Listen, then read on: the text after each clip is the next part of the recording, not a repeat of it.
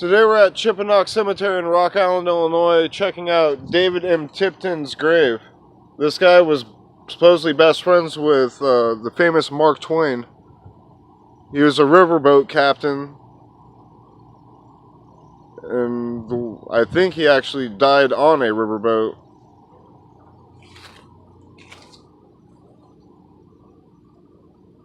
There's a paddle wheel on front of it.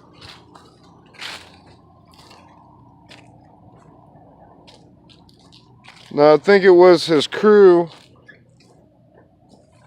ended up digging up an anchor out of a lake in Ottumwa, and they brought it to his grave, and that's what that is right there. So this anchor's been here for a long time.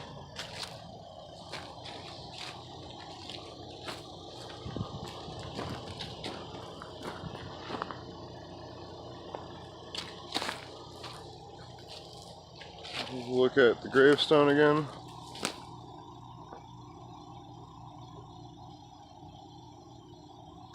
And there it is, Captain David M Tipton, friend of Mark Twain. If you like my videos, please subscribe. Thank you.